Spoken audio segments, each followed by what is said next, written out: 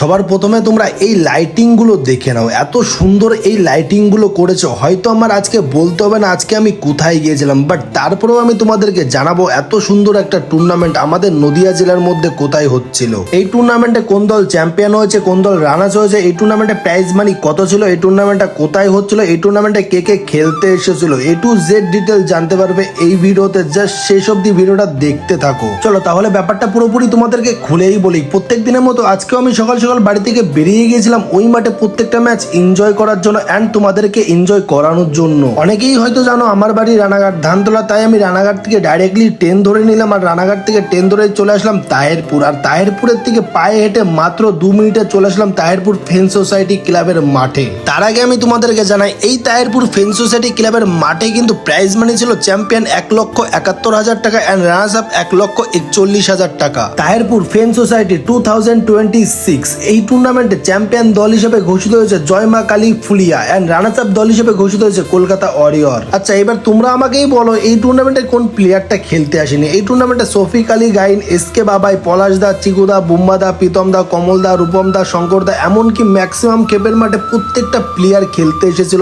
এই friends society ক্লাবের মাঠে।